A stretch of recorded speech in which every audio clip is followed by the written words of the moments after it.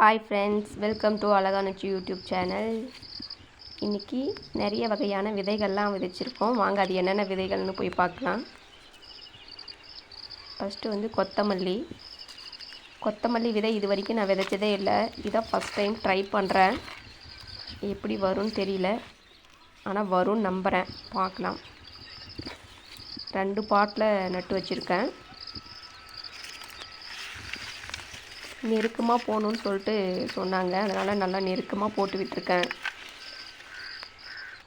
அடுத்தது பார்த்திங்கன்னா சுரக்காவில் இது நாட்டு சுரக்கான்னு சொல்லுவாங்க. அந்த காலத்தில் நல்லா க்ரீனிஸாக இருக்கும். அந்த சுரக்காய் விதை நட்டு வச்சுருக்கேன். இது ஒரு மாஞ்செடிக்கு பக்கம் நட்டு வச்சுருக்கேன், அது மேலே ஏற்றி விடலான்னு. அடுத்தது இது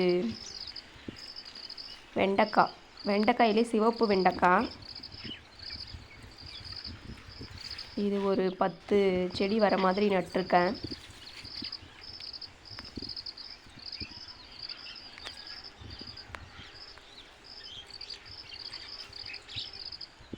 அடுத்தது பீர்க்கங்காய் சப்போட்டா மரம் பக்கம் நட்டிருக்கேன்.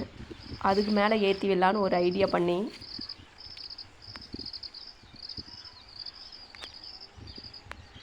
அடுத்தது பீன்ஸும் அது பக்கம் தான் நட்டிருக்கேன்.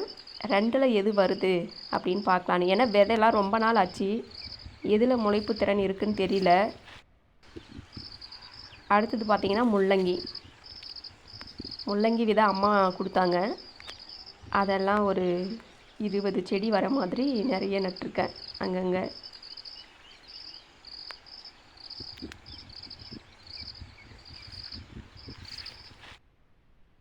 அடுத்தது பார்த்திங்கன்னா வெள்ளரி விதையும் நட்டு வச்சுருக்கேன். வரும் நம்புகிறேன். அடுத்தது பார்த்திங்கன்னா கொடி அவரை.